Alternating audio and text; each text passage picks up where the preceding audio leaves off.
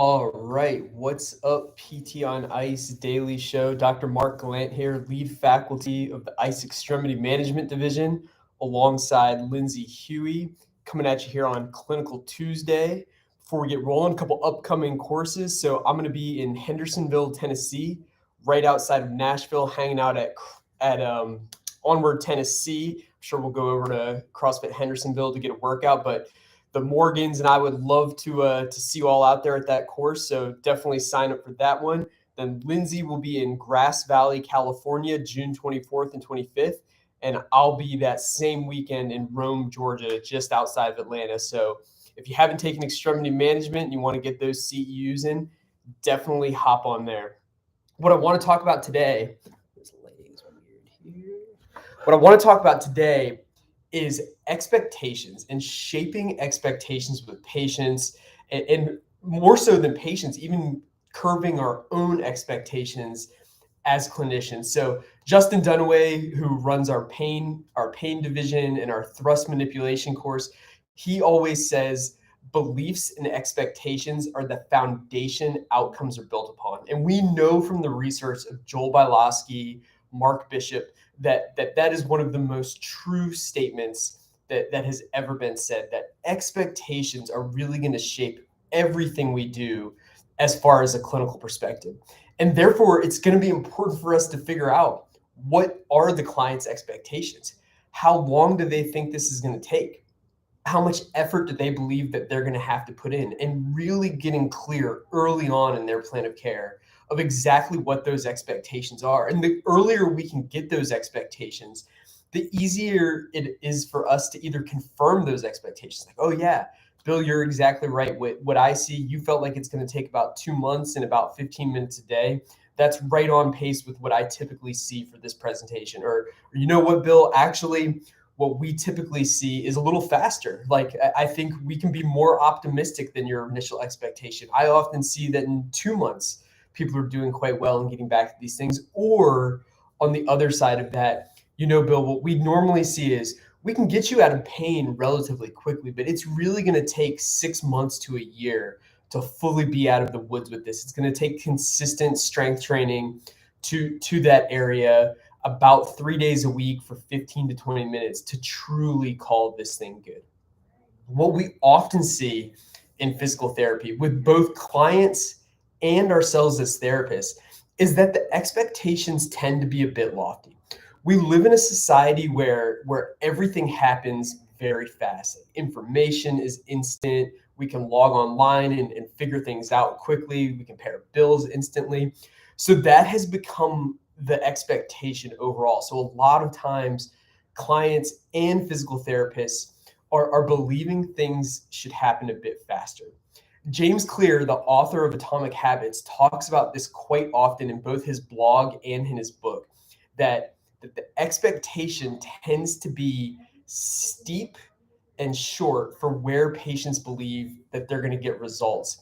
And what actually happens tends to be a bit shallower. So for those of you who are doing, I'll draw it out here. For those of you listening, I'll explain it as best I can. So if we have a y-axis and an x-axis here, on our y-axis is going to be our results.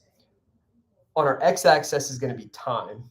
Where most patients believe, and where even us as physical therapists, where we believe things should happen, is this steep, straight, steady climb to high results.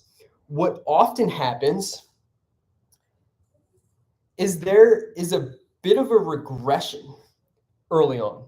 So what happens in that regression is patients are learning to figure things out. We're dialing in where we believe the symptoms are coming from. We're starting a basic strength program. We're working on form. And while those things are happening, it's a complex situation. We often see this little dip here going down. And then after the dip, what we see is this slow, steady area where they're making slow, steady, consistent progress.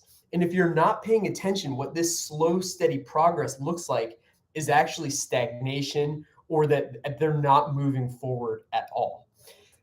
What eventually happens if they can work through that stagnation period, is we start to see an exponential climb in their results and progress. What people believe is like, oh, one day it just clicked for me. Like overnight, I couldn't do this, or I had pain all until this day, and then I woke up one day and suddenly it was gone. Well, really, what's happening? It's not a light switch that's going on and off. It's all of this slow, steady, where they felt like they were not making results that built up to the point where then they hit that peak where it feels like the light switch. Now, what James Clear would say is the area between what us as the therapist and the client, that steady, steep incline, and what actually happens, that slow build and curve up. The area between that right here is called the valley of disappointment. And in that valley of disappointment, that's where many clients give up, or where they say, oh, physical therapy is not working because I've been doing X, Y, and Z and I'm not seeing progress. And that's also where physical therapists, where we jump ship early.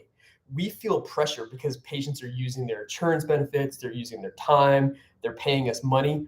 We feel like, oh man, if I'm not producing results, big monumental results, that I've got to move on to something else. Where really what we want to be looking for is those slow, steady, incremental changes.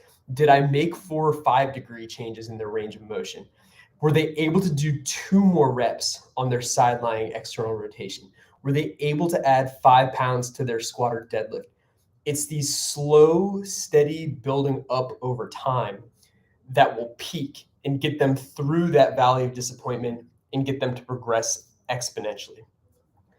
In the book Atomic Habits, the 2 examples that James Clear gives is an ice cube melting and a stone cutter. So with that ice cube melting, the example he gives, if you want to heat an ice cube up to the point where it melts, so you've got that ice cube sitting in a room that's 25 degrees, and you heat it up to 26, you heat it up to 27 degrees, 28, 29, 30, 31. If you stop at 31 degrees, you're going to be frustrated. Like, oh, this ice cube, it doesn't melt. I've wasted all this time heating things up those 6 degrees. I've got to give up and try something else, or bag this totally. Where really you were 1 degree away. You were 1 step away from that ice cube now melting. Now, that 6 degrees was not wasted time. It was building up to the exact point where it hits 32 degrees, where the magic can start to happen. The other example is the stone cutter. He hits the stone 99 times and nothing happens. But on that 100th strike of the stone, all of a sudden he gets a big chip and he's on his way to cracking the stone. It's the same way with our pain reduction in exercise. It's the slow chipping away over time that's eventually going to hit that point where they start to feel dramatic progress.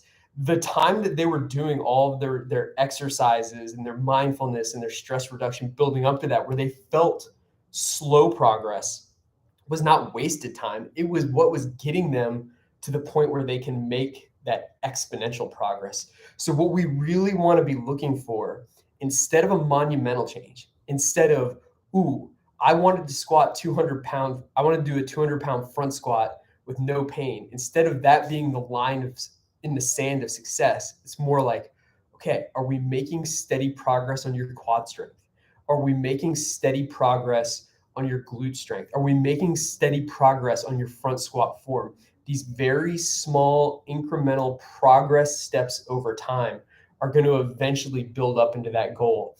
And it's going to be way more satisfying for both the client and the therapist, instead of judging solely on, yes, I can do 200-pound front squat, yes or no, with no pain.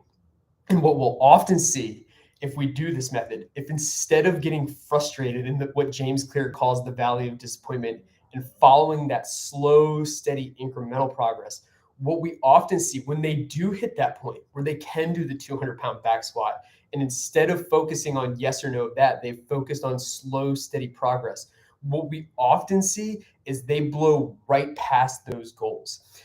What we see is, because they've done the work to get their quad stronger, because they've done the work to get their glutes stronger, because they've worked on their midline, because they've focused on the form, over a long period of time, when they get to that 200-pound back or front squat pain-free, all of a sudden they are so well equipped to blow past that goal because they've got stronger quads, they've got stronger glutes, they've got better form. Now a 250-pound front squat is well within the cards. How fit will you let me get you? If we focus on the slow, steady progress instead of the on-off switch, oftentimes we can take clients much further than we ever expected and with far less frustration. Hope this helps. Hit us up in the comments. Lindsay and I both can't wait to see you all on the road. Again, Hendersonville, Tennessee in May, Grass Valley, California in June, Rome, Georgia in June. Hope you all have a great rest of your week.